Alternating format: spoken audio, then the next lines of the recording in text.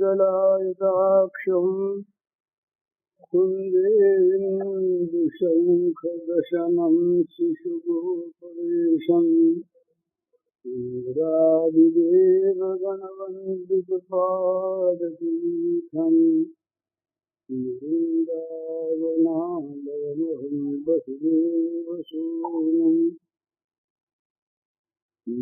जलधरवर्णं चम्पकोदभासिकरणम् विकसितनलिनाशयं विस्फुरन्मन्दहासयम् कनकरुचिदुकूलम् चारुबर्हावशूलम् कमपि निखिलसारं नौमि कुमारम् वंशीविभूषितकरान्नवनीयदाभात् पीताम्बराधरुणबिम्बफलाधरोष्टात् पूर्णेन्दुसुन्दरमुखादरवीन्द्रनेत्रात् कृष्णात् परं किमपि तत्त्वमहं न जाने।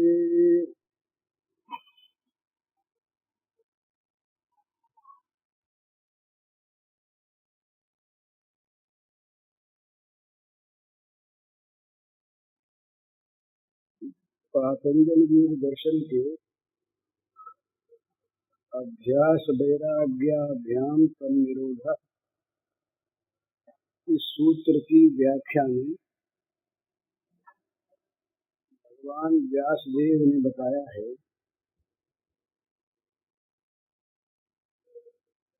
चित्त की वृत्ति निरंतर संसार की ओर जा रही,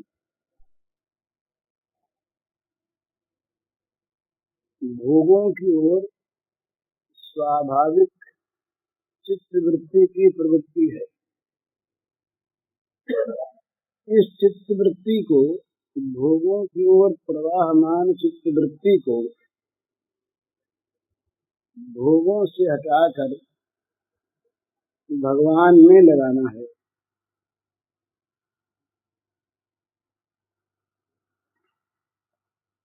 तो उसके लिए उपाय क्या है? तो पतंजलि कहते हैं अभ्यास वैराग्याभ्याम तन्निरोधः। अभ्यास और वैराग्य के द्वारा चित्त की वृत्ति का भगवान में निरोध किया जा सकता है। तो उसी की व्याख्या करते हुए वे बताते हैं कि जैसे नदी की धारा स्वाभाविक समुद्र की ओर जाती हो, उसे उधर से रोककर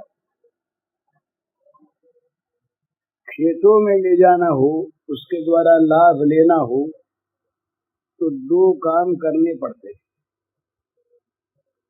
उसमें नहरें निकालनी पड़ती हैं और बांध बांधना पड़ता है। यदि केवल बांध बांध दिया जाए, नहरें न निकाली जाए, तो जल का स्रोत यदि बड़े जोर का होगा, बांध तोड़ देगा। अथवा बिना नहरों के जहां तहां पानी फैलकर बाढ़ आ जाएगी और गांव डूब जाएंगे। और यदि केवल नहरें निकाली जाएं, बांध न बांधा जाए, तो नहरों में पानी आएगा नहीं। इसलिए बांध बांधना और नहरें निकालना दोनों आवश्यक हैं। तो बांध बांधना वैराग्य, विषयों की ओर जाती हुई चित्त वृत्ति का निरोध हो जाए, रुक जाए, इसके लिए जो साधन, उसका नाम वैराग्य। और भगवान में, भगवान की ओर प्रवृत्ति हो जाए, इसका नाम अभ्यास। अर्जुन ने बड़े खेद के साथ कहा भगवान से कि महाराज आप मन की बात कहते हैं, पर मन तो बड़ी कठिन चीज है। वायोरिव सुदुष्करम, जैसे हवा को रोकना मुश्किल है, इसी प्रकार मन को रोकना मुश्किल है। तो भगवान ने इसका खंडन नहीं किया। भगवान बोले ठीक है, असंशयम महाबाहो मनोर दुर्निग्रहम चलम। निस्संदेह मन दुर्निग्रह है, सहज में निग्रहित नहीं होता और बड़ा चंचल है। तथापि अभ्यासेन तु कौन्तेय वैराग्येन च गृह्यते। अभ्यास और वैराग्य के द्वारा ये निगृहित हो सकता है, पकड़ में आ सकता है। तो ये एक इस प्रकार की चीज है जो हमको निरंतर भोगों की ओर लगाए रखती है, बार बार उसकी चर्चा होती है। वो है भोगों में सुख की आस्था। भोगों में सुख है, इस प्रकार की एक धारणा, यद्यपि वो धारणा भ्रांत है, सबका अनुभव इसके विपरीत है। भोग सुख ले ही हो, परंतु उसका परिणाम जहरीला होता है। विषयेंद्रिय संयोगात् यत्तदग्रेण परिणामे विषमेव तत्सुखम राजसम स्मृतम। भगवान कहते हैं कि इंद्रियों के साथ विषयों का संयोग होने पर जो सुख मिलता है वो आरंभ में मालूम होता है कि बड़ा मीठा है, अमृत सरीखा है। विषयेंद्रिय संयोगात् यत्तदग्रे मधुपमम्। अग्रे पहले अमृत के समान प्रतीत होता है वो सुख, किंतु परिणामे विषमेव, परिणाम में वो जहर के समान काम करता है। तो ये जो हमारे मन में, हमारे जीवन में एक धारणा बद्ध मूल हो गई है कि विषयों में सुख है, सुख है नहीं, पर ये भ्रांति है, भ्रांत धारणा है। इसी धारणा को लेकर, इसी निश्चय को लेकर हमारा चित्त निरंतर विषयों की ओर लगा रहता है। चित्त वृत्ति की धारा विषय समुद्र की ओर प्रवाहित होती रहती है। इस धारा को वहां से मोड़ना है। भगवान ने गीता में कहा कि इस धारा को मोड़ने के लिए क्या करना है? अभ्यास और वैराग्य। जिन विषयों में चित्त जा रहा है उन विषयों की स्थिति देखनी चाहिए कि वो क्या हैं। चार बातों को लेकर विषयों में चित्त जाया करता है, भाई उनमें सुख है, सौंदर्य है, प्रेम है और उनकी सत्ता है। सौंदर्य, सुख, प्रेम, सत्ता, ये चार चीजें हैं मन को विषयों में लगाने के लिए, खींचने के लिए। अब सौंदर्य को देखिए, सौंदर्य कहाँ है? हमारे मन की एक कल्पना है सुंदरता की। इस प्रकार का रंग हो तो सुंदर, इस प्रकार के बाल हो तो सुंदर, आंख नाक कान ऐसे हो तो सुंदर, कान ये ऐसे हो, गहने ऐसे हो, कपड़े ऐसे हो, सुंदर। एक धारणा हमने अपने मन में कर रखी है और वो धारणा भिन्न भिन्न है। अफ्रीका में कुछ ऐसे स्थान हैं जहाँ पर चिपटा नाक होता है तो सुंदर माना जाता है। नाक चिपटा हो तो सुंदर है। एक देश में सुंदरता बढ़ाने के लिए क्या करते हैं कि होठ जो नीचे का है स्त्रियों का, ये बाहर लटकना चाहिए, तो उसमें होठ में एक बाली पहना देते हैं, और वो बाली जरा वजनदार होती है तो उससे होठ बाहर आ जाता है, तो इसको कहते हैं वो सुंदर हो गई। चाइना में अब तो नहीं है, पहले था, छोटी बच्चियों के पैरों में लोहे के जूते पहना देते थे। तो लोगों ने यहाँ देखा होगा, बड़े बूढ़े लोगों ने यहाँ हिंदुस्तान में, तो वो उनके पैर छोटे रह जाते थे, अंग सारे बढ़ जाते थे, तो उसमें उनका ये उनकी धारणा थी कि ये पैर सुंदर हैं। अमुक प्रकार का कपड़ा सुंदर, कपड़े की धारणा बदलती रहती है। गांधी के जमाने में खादी सुंदर हो गई, अंग्रेजों के जमाने में हैटकोट रहे, मुसलमानों के जमाने में अचकन पायजामा रहा। तो ये अब धारणा बदलती रहती है सुंदरता की। किसी वस्तु में सुंदरता नहीं है। सुंदरता तो वास्तविक चीज क्या है? जहाँ मन पवित्र हो, जहाँ मन में सुंदर सुंदर भाव हो, मन विशुद्ध हो, जिसका मन काला नहीं वो सुंदर, और जिसका मन काला वो चाहे ऊपर से कितना ही सफेद हो जाए वो सुंदर नहीं। तो सौंदर्य की जो हम परिभाषा करते हैं वो एक धारणा से करते हैं, और फिर देखें जगत में सौंदर्य कहाँ है। हमारी एक इस प्रकार की मन की धारणा बनी हुई है कि ऐसी आंख हो तो सुंदर, ऐसा नाक हो तो सुंदर, ऐसा रंग हो तो सुंदर। लेकिन उस रंग के और रूप के अंदर देखिए क्या है। ये चमड़े का जो बना हुआ है ढांचा, इसके अंदर प्रवेश करके देखिए, जरा सा कहीं घाव हो जाए तो उसके अंदर वाली चीज निकलने लगे तो आदमी घबरा जाता है। ऑपरेशन रूम में डॉक्टर हम लोगों को नहीं जाने देते, इसलिए कहीं जाकर के गस खा के हम गिर पड़े अंदर की चीजों को देख करके। तो जो अंदर की चीज उसमें वही तो हमारे अंदर है, और है क्या? ये रक्त मांस मेद मज्जा अस्थि कफ मूत्र विष्ठा, इन्हीं से तो भरा हुआ ये शरीर है। चमड़े की थैली में ये सब चीजें जचाई हुई है था योग। सुंदर तो सुंदरता हड्डी में है या मांस में है या मेद में है, मज्जा में है, रक्त में है, विष्ठा में, मूत्र में, कहाँ? एक ऊपर का हमारी कल्पना का ढांचा।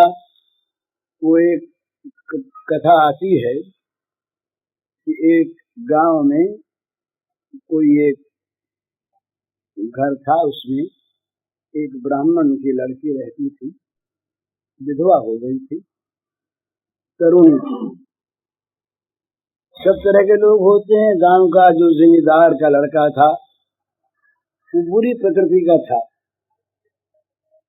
तो जबरदस्त था, उसके हाथ में ताकत थी। तो उसने बुरी नीयत से उस लड़की से जाकर के कहा।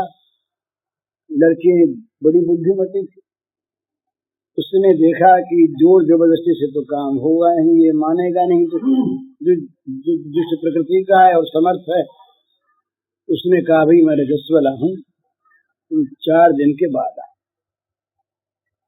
वो गया, उसने पीछे से जमाल गोठा मंगाकर उसे खा लिया।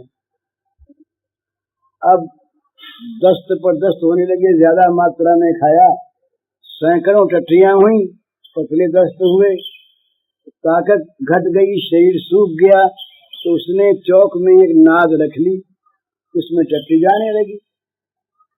4 दिन में शरीर धुलधुलाकर बिल्कुल क्षीणकाय हो गया, मुर्दा सा हो गया, उठा नहीं जाए। उस पे झुर्रियां पड़ गई चेहरे पर, बड़ी बुरी हालत, खटिया में सोई। 4थे दिन वो आया, उसने आकर के पूछा कि यहाँ एक रहती थी ब्राह्मणी, वो कहाँ गई? घर में कोई नहीं बोलता, वही तो एक थी। आगे बढ़ के उसके पास गया, देखा ये तो मुर्दा सा पड़ा है, एक निर्जीव सी स्त्री। पूछा भाई यहाँ एक ब्राह्मणी रहती थी, वो कहाँ गई? तो उसने बड़ी क्षीण आवाज से कहा कि वो तो मैं ही हूँ। तो भाई वो तो बड़ी रूपवती थी उसकी, ये तुम्हारा रूप कहाँ चला गया? उसने कहा उस नाद में जाके देख ले, तुम्हें रूप चाहिए उस नाद में जाके नहाओ। सारा रूप उस नाद में निकल गया जहाँ वो बिस्टा पड़ी थी उसकी। तो ये हमारे रूप का, हमारे सौंदर्य का ये परिणाम। कहाँ सुंदरता है, कहाँ सौंदर्य है? हम केवल मिथ्या एक कल्पना कर लेते हैं ये सुंदर, और उसके पीछे अपने जीवन को खो देते हैं। दूसरी बात, बच्चा सुंदर नहीं, सुख तो है ना यहाँ पर। सोचें तो सुख कहाँ है? सुख यदि किसी वस्तु में होता तो उससे सुख सदा मिलता। भूख लगी है, जोर की भूख लगी है, हम खाना चाहते हैं, खाना सामने आया, हर तरह की चीजें बड़ी अच्छी लगी, बड़ा स्वाद आया, भूख जो लगी थी बड़ा सुख मिला, पेट भर गया अच्छी तरह से, ज्यादा खा लिया। अब वही खाने के पदार्थ लोग कहें और खाना पड़ेगा, बोले नहीं खाएंगे, तो अभी पेट भर गया, फिर बात बोले खाना पड़ेगा, बोले साहब पेट भर गया, बोले नहीं खाना पड़ेगा। अब पहले नरम बोले, फिर खींचने लगे, बोले खाना पड़ेगा, क्या मरना हमें? खाना पड़ेगा, पेट भर गया खाना पड़ेगा। अरे बोले खाने में तुमको स्वाद आता था ना? स्वाद तो आता था, उस समय भूख लगी थी, अब पेट भर गया तो भूख लगी सब बात, अब खाना फेंक देता आदमी, लड़ पड़ता। इसलिए अगर खाने में सुख होता, भोजन के उन पदार्थों में, तो हर समय होता। तो क्या बात है। वेदांत वाले कहते हैं बड़ी सुंदर बात कि सुख जो है वो आत्मा में है और कहीं है नहीं, सुख स्वरूप आत्मा है। तो जिस समय आत्मा में स्थिति होती है उस समय सुख की अनुभूति होती है। तो जब मनुष्य की किसी कामना की पूर्ति होती है उस समय चित्त टिकता है क्षण भर के लिए, और टिके हुए चित्त में जो आत्मा की सुख रूप आत्मा की छाया पड़ती है, सुख सा उसे लखाता है। वो समझता है सुख मिला इस भोग से, भोग से नहीं मिला, उसमें स्थायी नहीं, ये मिला आत्मा से।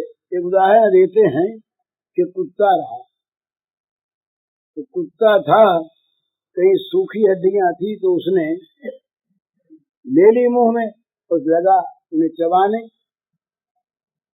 अब सूखी हड्डियों को जब वो कुत्ता चबाने लगा, हड्डियां नोकदार थी, उसके मसूड़ों में चोट लग गई, खून आने लगा। अब खून आने लगा तो खून का आया स्वाद कुत्ते को, तो कुत्ते ने सोचा कि हड्डियों में से खून आ रहा है, ये बड़ी स्वाद की चीज है, और चबाने लगा। जितना चबाए उतना मसूड़ों में अधिक चोट लगे, अधिक खून आवे, दर्द तो हो पर खून का स्वाद साथ। उसने सोचा ये इसी में से आ रहा है, घाव ही घाव हो गए, स्वाद तो उसमें खून का था नहीं हड्डियों में। इसी प्रकार से हम लोग भूल से विषयों में सुख मान लेते कि सुख हमें विषय से मिला, विषय से नहीं मिला, वो तो सूखी हड्डी की तरह से है, उसमें रस ही नहीं। ये सुख मिला हमें आत्मा से, आत्मा में क्षण भर के लिए चित्त टिका, टिके हुए चित्त पर छाया पड़ी आत्मा की, हम सुखी हो गए। दूसरी कामना न उत्पन्न हुई, तब तक दूसरी कामना उत्पन्न हुई फिर वही दुख। तो यहाँ पर सुख भी कहीं नहीं। बताइए लड़कपन से लेकर वृद्धावस्था तक अखंड पूर्ण और अविरोधी सुख कहाँ है? प्रत्येक सुख में दुख का भय लगा हुआ, चला न जाए, ये चीज चली न जाए, ये नष्ट न हो जाए, ये मिला हुआ पदार्थ घट न जाए, ये हमसे अलग न हो जाए, इससे हम अलग न हो जाएं, और ये बढ़ता रहे, कम है। तो कमी का दुख और विनाश का भय निरंतर लगे रहते हैं। किसी अवस्था में भी मनुष्य ये नहीं कह सकता कि मैं तृप्त हूँ, सुखी हूँ। जो बेचारे जिनके पास कम पैसे हैं, अभाव हैं, वे किसी अंश में कहते हैं तो उनकी बात ठीक है भाई, अभाव से कहते हैं। तो जिनके पास बहुत हैं वो क्यों करते हैं? उनको भी कमी का बोध होता है, उनको भी उसमें दुख का बोध होता है, अरे हमारे पास कम, उसके पास ज्यादा है। तो ये कमी का बोध निरंतर प्रतिकूलता रखता है। प्रतिकूल वेदनीयम दुखम, प्रतिकूल वेदना का नाम ही दुख है। अतएव किसी भी स्थिति में यहाँ सुख नहीं, तो यहाँ सौंदर्य भी नहीं, यहाँ सुख भी नहीं। वृक्षा प्रेम तो है। तो उपनिषद में आता है कि भाई पति पत्नी से प्रेम क्यों करता है? पत्नी के लिए नहीं करता, अपने लिए करता है। पिता पुत्र से, पुत्र पिता से, पत्नी पति से, पति पत्नी से, मित्र मित्र से, जितने भी हम प्रेम करते हैं वो आत्मार्थ करते हैं, उसके लिए नहीं करते। प्रेम जो होता है ये बड़ी सुंदर चीज समझने की। प्रेम होता है, वो होता है तत्सुखम, उसके सुख के लिए। तत्सुखे सुखित्वम, इसका नाम प्रेम है। दूसरे के सुख के लिए हम कार्य करें, दूसरे का सुख हमारा सुख हो, इसका नाम है प्रेम। उसमें हमारा प्रेम है। और जहाँ उससे हम सुख चाहें, ये प्रेम नहीं, ये काम है। काम और प्रेम में यही अंतर है। काम सुख चाहता है, प्रेम सुख देता है। प्रेम देता है, काम लेता है। चाहे उसका नाम हम प्रेम रख लें, उसका नाम भक्ति रख लें, श्रद्धा रख लें, पर जहाँ लेना है वहाँ काम है। निजेंद्री प्रीति इच्छा तार नाम काम। जहाँ अपने सुख की वांछा है वहाँ काम है। तो हमारे जितने भी प्रेम है ना संसार में, अगर हम गहराई से देखें और उन पर विचार करें तो मालूम होगा कि शायद लाखों में से कोई एक भले ही प्रेम हो, बाकी सारा काम का तांडव है। अपना सुख चाहते हैं सब जगह, तो जहाँ अपना सुख है वहाँ प्रेम नहीं। जहाँ अपने सुख में बाधा पड़ी कि प्रेम छूटा। जहाँ भी अपना सुख नहीं दिखा, उपेक्षा हो गई। और अपना सुख जहाँ जाता दिखा, वहाँ हट गए। और जहाँ जाने लगा वहाँ द्वेष हो गया, बोले इसका साथ छोड़ो।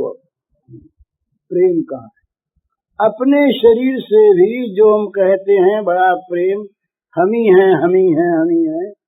इस शरीर को अगर कोड़ हो जाए, चूने लगे, 2-4 वर्ष तक रहे, तो हम कहेंगे भगवान से कि अब तो भगवान इस शरीर को हटा दे तो अच्छा, उठा ले तो अच्छा, हम सुखी हो जाएं। तो हम सुखी होने वाले कौन है? वो दूसरे, जो आत्मा है। वो कहते हम सुखी, शरीर नहीं है। वो होते तो शरीर का उठाना क्यों चाहते हो? तो आत्मार्थ सबकी चेष्टा है। सब कोई अपने लिए सुख चाहते हैं, दूसरे के लिए नहीं। अपने सुख में जहाँ बाधा है वहाँ उसका परित्याग है। तो संसार में हम अगर पता लगा के देखें, अपने सारे जीवन को देखें, औरों को क्यों देखें, तो प्रेम कहाँ है? प्रेम का मूल त्याग है। त्याग के बिना प्रेम रहता ही नहीं, और भोग वृत्ति में त्याग आता नहीं। स्वसुख की वांछा में त्याग नहीं होता। इसलिए ऐसा कहा शास्त्रकारों ने कि जब तक भोग और मोक्ष की इच्छा वर्तमान है मन में पिशाचिनी, तब तक प्रेम का अंकुर नहीं पैदा होता। भुक्ति मुक्ति स्पृहा यावत पिशाची हृदय वर्तते, तावत प्रेम सुखस्यात्र कथम अभ्युदयम् भवेत्। पार्वती से शिव जी कहते हैं, पद्म पुराण का वचन है कि जब तक भोग और मोक्ष की पिशाचिनी इच्छा हृदय में वर्तमान है, तब तक प्रेम का अंकुर कैसे उदय हो सकता है? प्रेमांकुर का उदय होने हो तब कि जब त्याग का बीज बोया जाए। तो संसार में प्रेम कहाँ है? संसार में सब और अपने लिए सबकी प्रवृत्ति है, प्रेम नहीं। तो यहाँ न रमणीयता है, न यहाँ सुख है, न यहाँ घर में आग लगी, बचाओ बचाओ सबको बचाओ सबको बचाओ, रुपया देंगे बचाओ, अंदर भी गए, निकालने लगे, फेंकने लगे, निकला झुलसने लगा, हम खुद बाहर आ गए। अरे एक बच्चा रह गया, कोई बचाओ, लाख रुपया देंगे, तो खुद तो नहीं जाते अंदर, क्यों नहीं जाते? वो बच्चे के लिए जीवन नहीं है, अपने लिए बच्चा है। और कहीं बच्चे के लिए जीवन दे दें तभी वो अपने लिए देंगे, बच्चे के लिए नहीं देंगे। तो इस प्रकार संसार में न सौंदर्य है, न सुख है, न प्रेम है, तो भी संसार तो है ना। ध्यान दें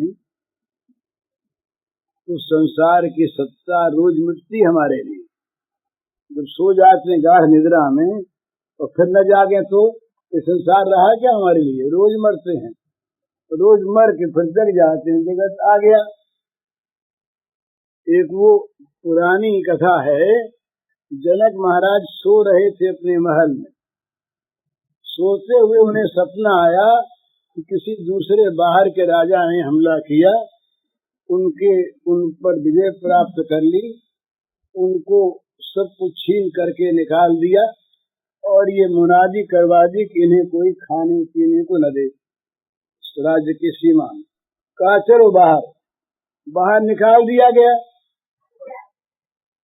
अब वो सपना आ रहा है, 3 दिन बीत गए, राजा सोए हुए महल में, सपने में 3 दिन बीत गए, भूखे प्यासे राजा, बड़ी परेशानी, प्यास के मारे बड़े हैरान, भूख लगी हुई, कहीं आश्रय नहीं, कोई आश्रय दे नहीं।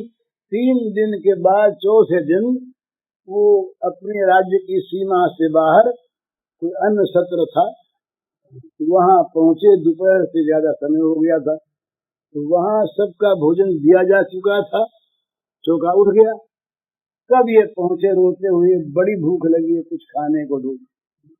तो क्षेत्र वाले ने कहा भाई और तो कुछ नहीं है, ये बटलोई में खिचड़ी की फुरचन लगी है, सड़ी वो जो उसमें जल गई थी खिचड़ी नीचे, फुरचन भले ही ले लो। तो कहा चलाओ, भूख जो लगी थी तो खुरचन उनके हाथ में दी, वो खाने लगे ही थे कि चील आई, चील ने झपटा मारा, वो खुरचन नीचे किचन में गिर पड़ी। बड़ी भूख लगी थी, बड़े व्याकुल थे, जो ही वो खुरचन नीचे पड़ी, इन्होंने चीख मारी जोर से, और चीख हो गई, असली जाग गए। चीख सुनी लोगों ने, महल में तमाम रानियां आ गई, नौकर चाकर आ गए, दास दासी आ गए, दीवान साहब आ गए, वैद्य डॉक्टर आ गए, क्या हुआ महाराज साहब, क्या हुआ? अब महाराज साहब बड़े अचरज में डूबे हुए हैं। वो लिखते हैं कि मैं तो यहाँ महल में हूँ और राजमहल में इस पलंग पर मखमली गद्दे पर लेटा हूँ, और मैं तो भूखा था, बड़ी प्यास लगी थी, राज्य से निकाल दिया गया था, तो अभी तक वो चीज थी और मैं उसका अनुभव कर रहा था, ये सच्चा कि वो सच्चा। अब राजा के दिमाग में ये प्रश्न आ गया, उनके जीवन में आ गया, वो कहने लगे सच्चा कि वो सच्चा। अब जो आए उससे पूछे सच्चा कि वो सच्चा। तो वैद्यों ने ये निदान किया कि राजा का मस्तिष्क किसी स्वप्न को देख करके भ्रमित हो गया, पागल हो गए। दूसरी बात ये कही सच्चा वो सच्चा, पागल करार दे दिए गए। वो अपना बैठे महल में खाने को मिल जाए, खाने हुए सच्चा वो सच्चा।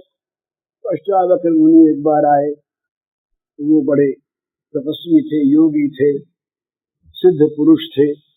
उन्होंने पास आके सारी चीजें देखी, जाना क्या चीज थी मूल में, पता लगा इनका स्वप्न। मनोवैज्ञानिक बड़े पंडित थे और सिद्ध पुरुष थे, जान गए कि ये इसका मूल कारण है, तो पास बैठ गए, बात चलाई।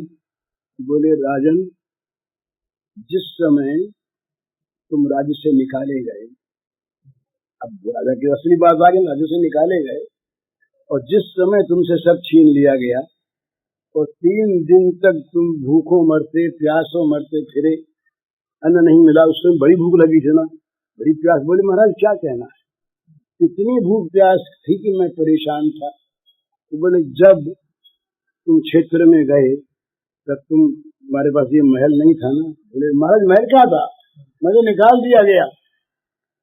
तो बोले उसने तुमको खिचड़ी की खुरचन दी, तुमने ली? बोले ली, मैं लेता कैसे नहीं, व्याकुल का भूख के मारे।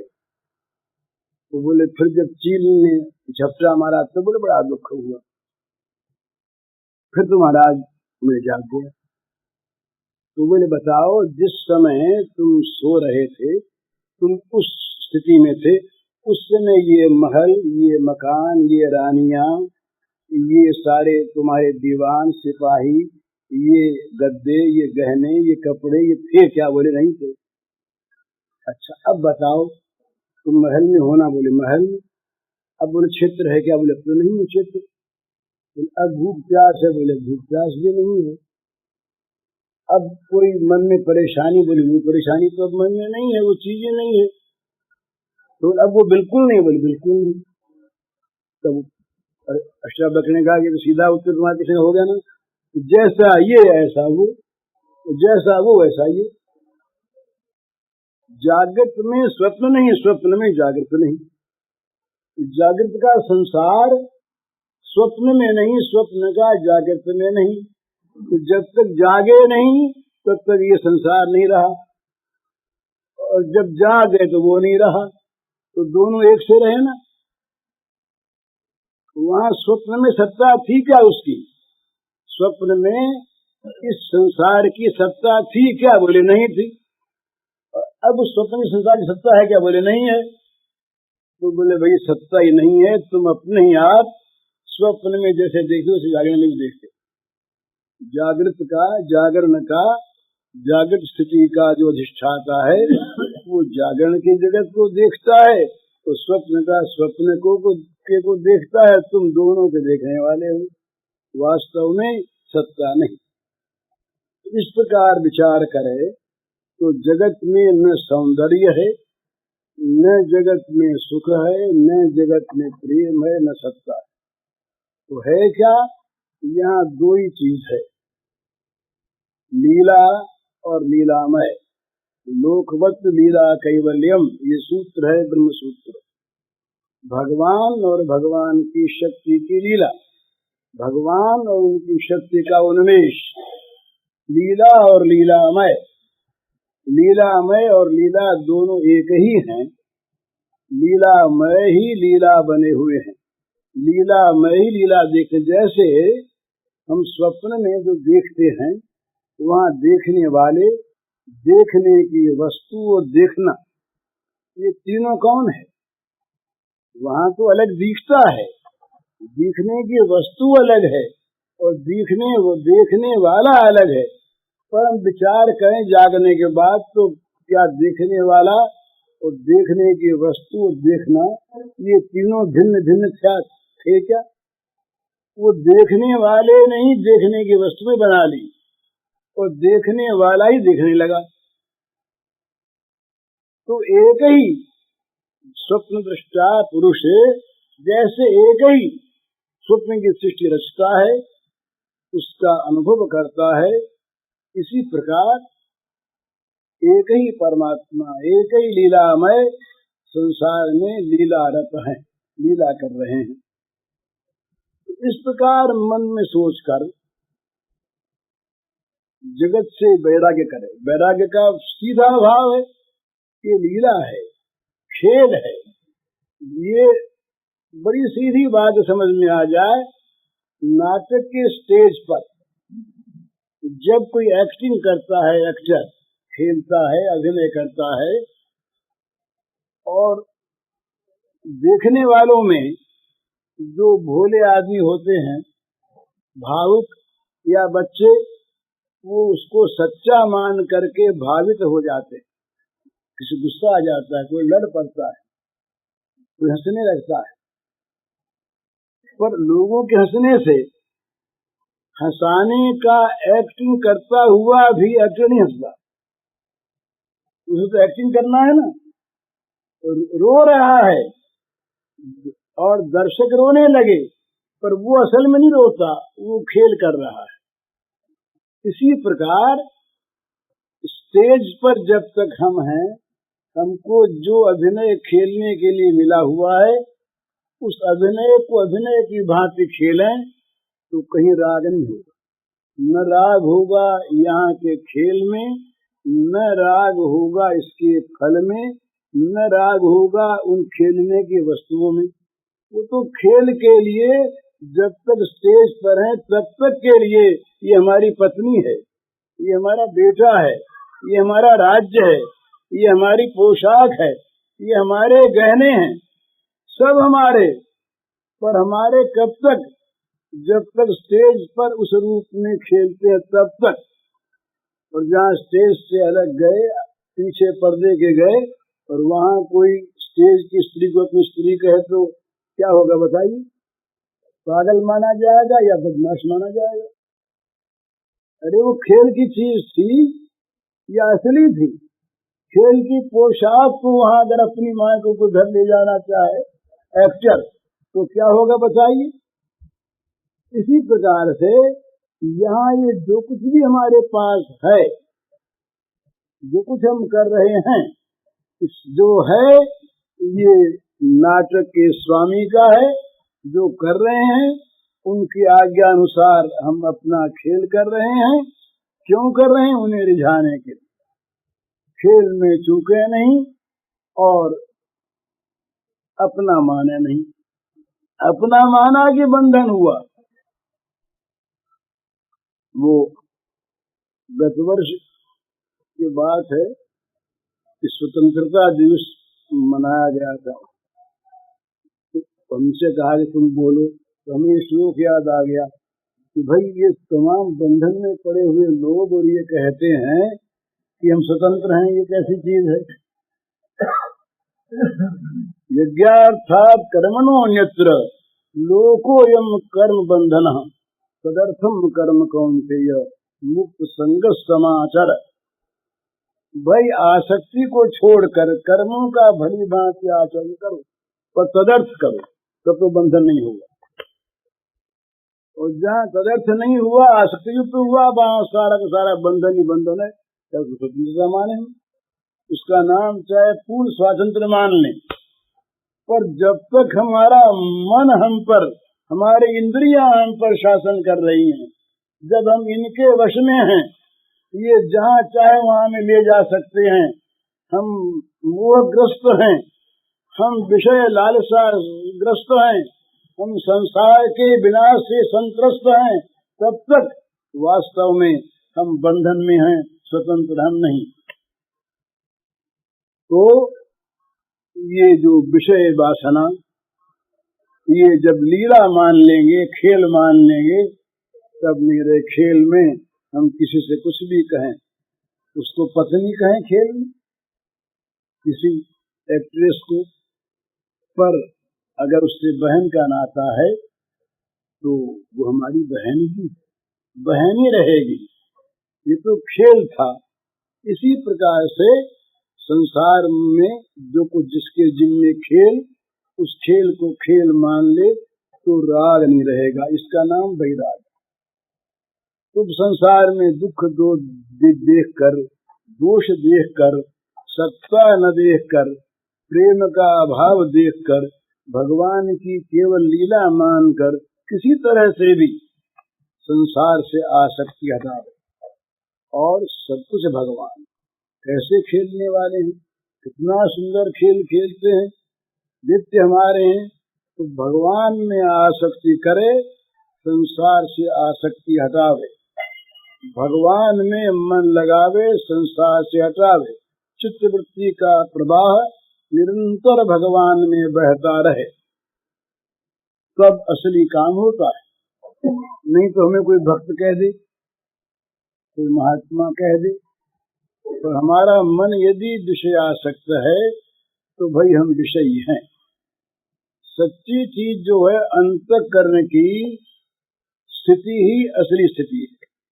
यो ये श्रद्धा स एव स, भाई कौन कैसा है तो कहा इसके लिए उसके हृदय को देखो, उसके अंतःकरण में जो चीज है सेक्रेटरी उसके पास। एक बार कुछ ज्योतिषी आए सुकरात के पास, उससे कहा कि हाथ देखा होगा, बोले भाई तुम तो बड़े कामी पुरुष मालूम हो। तो चेले वेले सब चमक गए, बोले हमारे गुरु जी को ऐसा कहते हो? गुरु जी ने कहा ये ठीक है, तुम ऊपर देखते उसने हमारे मन को देखा, तो जहाँ मन है वहाँ हम हैं, जैसा मन है वैसे हम हैं, न नाम में न वेश में न ऊपर की क्रिया में कोई महत्व है मन में। तो मन में विराग हो और भगवान से राग हो। भगवान में मन लगने का हम बार बार अभ्यास करें तो 3 प्रकार से मन लगता है। बस में अपनी बात हुई थी, या तो भय से, या आवश्यकता से, और या प्रीति से। भय हो तब अपने आप याद आवेगी, कंस को याद आती थी भगवान श्री कृष्ण की। आवश्यकता हो तो याद अपने आप रहेगी, जल के प्यासे को जल की याद करानी नहीं पड़ती। और या जहाँ पर विशुद्ध प्रेम हो, चित्त का विशुद्ध आकर्षण हो जिसके प्रति, उसे आदमी भूल नहीं सकता। भूलने में क्यों नहीं भूल सकता? तद विस्मरणे परम व्याकुलता। विस्मृति जो है उस प्रियतम की, वो परम व्याकुलता उत्पन्न करने वाली हो। जहाँ व्याकुलता आई स्मृति हो गई। तो या तो प्रीत से, और या भय से, और या आवश्यकता से भजन होता है, स्मृति होती है। उसमें फिर 3 प्रकार है, अभ्यास, रुचि और रति। तो सबसे पहला प्रकार अभ्यास है, आदत डालना। अभ्यास माने वैसी आदत डालना, वैसी बांध डालना। और अभ्यास कब सिद्ध होता है साधक के लिए? उसमें योग दर्शन में 3 बातें बताई।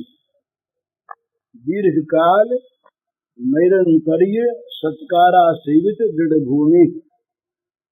कहा दीर्घ काल तक हो और निरंतर हो और सत्कार के द्वारा सेवित हो। लापरवाही से नहीं, बला टालने के लिए नहीं, समय खत्म करने के लिए नहीं, श्रद्धा पूर्वक सत्कार पूर्वक साधन हो और निरंतर हो, दीर्घ काल तक हो, तब अभ्यास दृढ़ हो जाता है। अभ्यास होते होते रुचि होती है, रुचि में स्वाद आता है। एक तो बिना स्वाद का अभ्यास है, अभ्यास बस कार्य तो होता है पर उसमें रस नहीं आता, तो मनुष्य को फीका फीका सा मालूम होता है। भाई बांध पड़ गई, होता तो है पर कुछ इसमें आनंद नहीं आता। आनंद आता रुचि होने पर। इसलिए चैतन्य महाप्रभु ने कहा नामे रुचि। नाम केवल अभ्यास की चीज न हो, नाम रुचि की चीज हो, जिसको देख करके मन चले। जिस चीज को खाने पर मन चले तो कहा इसमें रुचि है। रुचि है बोले क्या करें, खा तो लेते हैं पर रुचि नहीं है। तो रुचि हो जाती है तब उसमें आस्वाद होता है, रस का अनुभव होता है, रसास्वादन होता है। तो अभ्यास में रूखापन भी रह सकता है पर अभ्यास होने पर निरंतर स्मरण हो सकता है। दूसरी चीज, रुचि हो जाए तब स्मरण करने को मन चाहता है, छोड़ना नहीं चाहता। और तीसरा स्टेज है रति, वहां छोड़ सकता नहीं।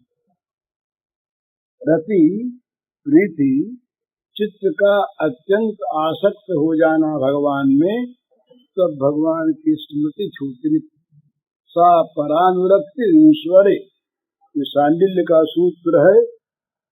सा परानुरक्ति ईश्वरे, भक्ति क्या है का ईश्वर में परम अनुरक्ति का नाम भक्ति। अनुरक्ति माने अनुराग, गाढ़ अनुराग, गाढ़ प्रेम भगवान में निरंतर बढ़ता रहे, इसका नाम प्रीति है, इसका नाम भक्ति है। हेतु रहित अनुराग राम पद, बढ़ु अनुदिन अधिकाई। बिना हेतु का अनुराग भगवत चरणारविंद में निरंतर बढ़ता रहे, इसका नाम प्रीति। तो प्रीति में विस्मृति नहीं है, रुचि में स्मृति में स्वाद है, इसलिए विस्मृति कम होती है। अभ्यास में अभ्यास होने पर स्मृति होती है, न होने पर नहीं होती। तो स्मृति होने पर भी अभ्यास वाला काम तो चलता रहता है, पर उसमें रुचि रति का अभाव होने से रूखापन रहता है, करता है आदमी। तो अभ्यास करते करते रुचि होती है, रुचि से रति उत्पन्न होती है, और किसी रति पहले ही पैदा हो जाए तो फिर कहना ही क्या है। भगवान में रति हो, ये जीवन का उद्देश्य होना चाहिए। भगवान में प्रीति हो, भगवान में आसक्ति हो, जो सारी आसक्तियों को खा जाए, वही भगवान की वास्तविक आसक्ति है। जो सारी आसक्तियों को आत्मसात कर लेती है, अपने अंदर सब आसक्तियों को छिपा लेती है, सबको हजम कर लेती है। केवल एक आसक्ति रह जाती है, एक भरोसो, एक बल, एक आस विश्वास, एक राम रघुनाथ चातक तुलसीदास। चातक रहा तो पपीहा, वो उड़ रहा था, तो गंगा जी के किनारे पेड़ थी,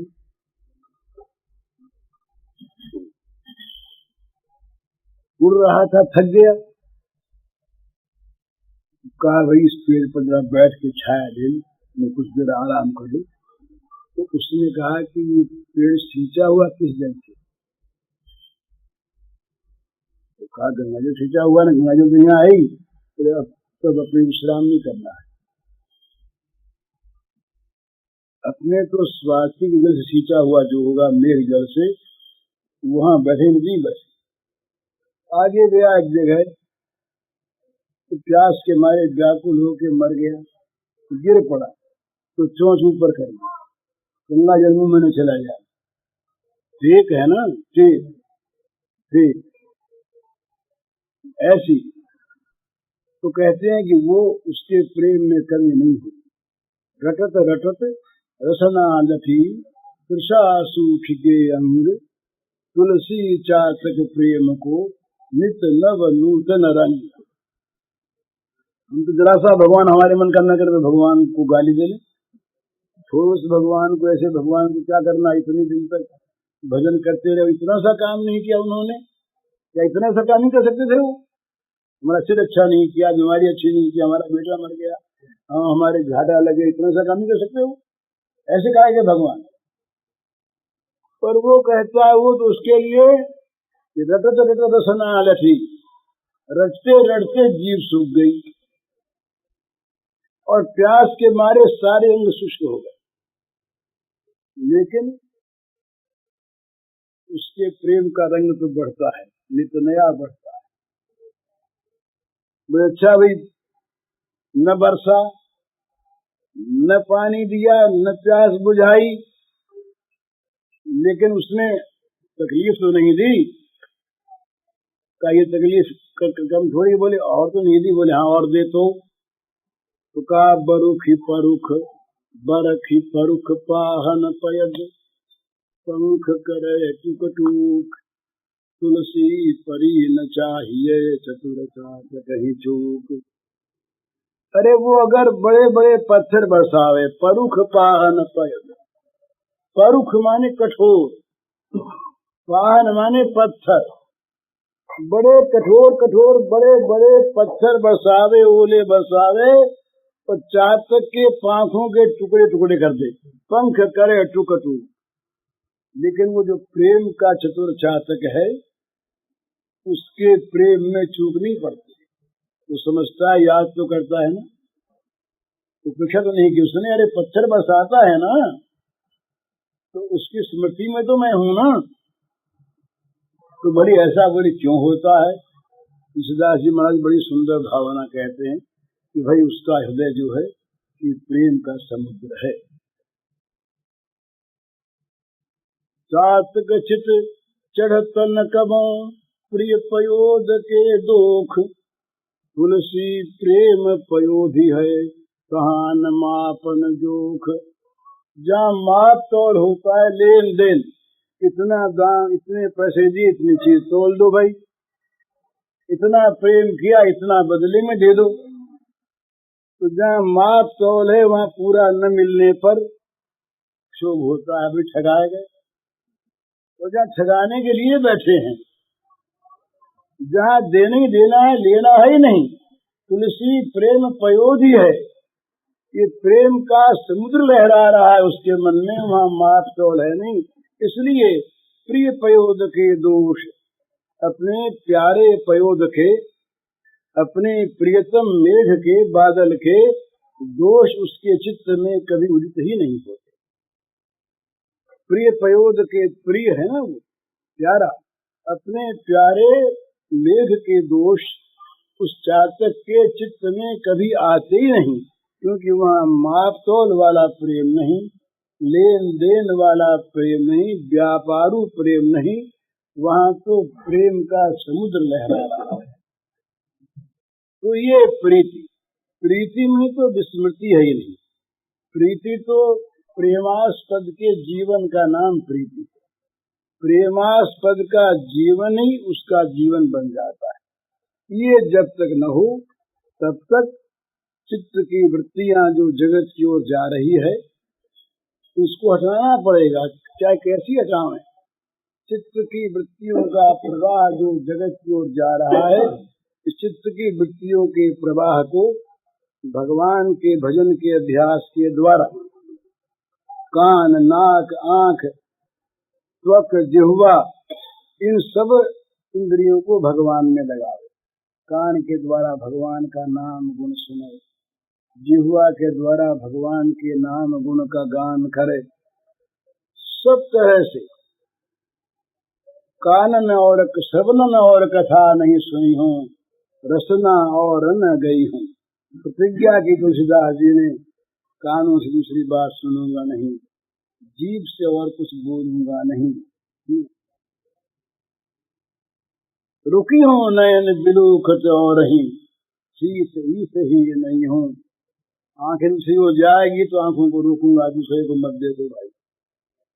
और ये कभी तक देखते हैं जब तक वो नहीं दिखता।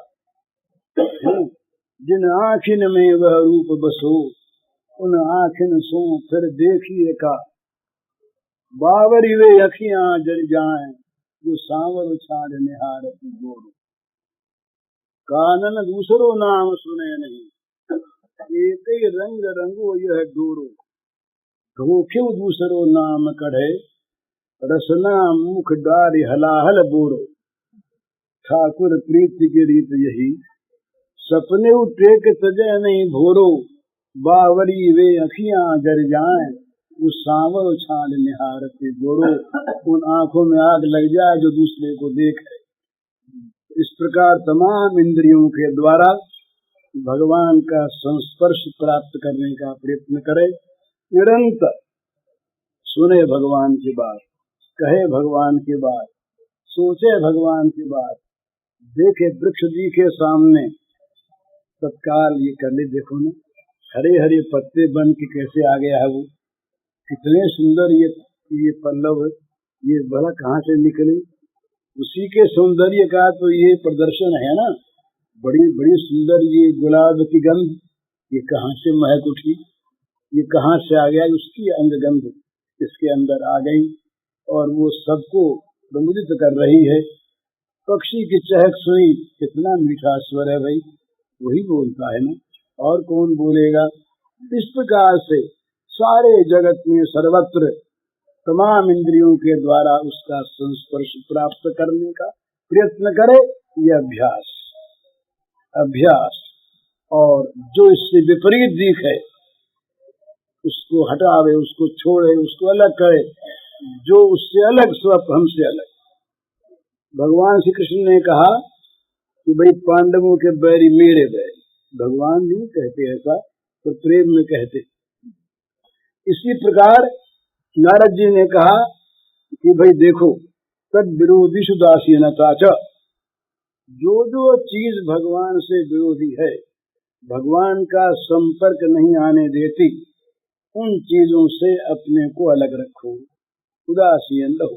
तुलसीदास जी महाराज तो बहुत आगे, वो तो आगे लगाते चले, वो तो उदासीनता नहीं करे, वो तो कभी आग लगा दे।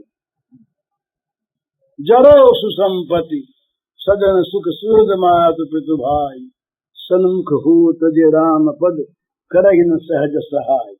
जरि जाऊ सो जीवन जान किनार, जिए जग में तुम्हारो बिन है। सो सब धर्म कर्म जरि जाऊ, जन राम पद पंकज भाऊ। सब में आग लगा दी इन्होंने। जो राम से प्रेम करे वो तो रहे, और बाकी सब में आग लग जाए, वो चाहे धर्म कर्म उसका नाम हो, चाहे उसका जीवन, उसका अपना जीवन नाम हो, चाहे उसका मकान जमीन नाम हो, यश कीर्ति नाम हो, माता पिता भाई बंध नाम हो, जो भगवान से विरोधी तजिए ताहि कोटि बैरी सम, यद्यपि परम स्नेही। ये चीज तो बस निरंतर भगवान में चित्त की वृत्ति लगे, हमारे सारे अंग भगवान का संस्पर्श प्राप्त करें, चित्त में बुद्धि में निरंतर भगवान आ जाए, या चित्त बुद्धि भगवान में जाकर समा जाए। मय्योनाधत्सो मयि बुद्धि निवेशय, मय्यर्पित मनोबुद्धि ही, भगवान ने कहा बुद्धि मन मेरे अर्पण कर दो, बुद्धि का मुझ में प्रवेश करवा दो, मन को मुझ में लगा दो, अपने मन को मेरा मन बना दो, अपने मन को खोकर मेरे मन को अपने मन में ले आओ। ये सब भगवान ने कहा। तो कोई तरीका हो, किसी प्रकार से भी हो, हमारा जीवन भगवान के साथ जुड़ जाए, नित्य युक्त हो जाए हम, और जगत से टूट जाए। जगत भगवान का रूप रहकर रहे तब तो आपत्ति नहीं, और जगत यदि भगवान के स्थान पर अधिकार किए रहे तो वो जगत हमारे लिए त्याज्य है। उस जगत से हमारा संबंध यदि रहा तो भगवान से नहीं रहेगा, और हमें संबंध रखना है भगवान से। तो यही अभ्यास और वैराग्य है।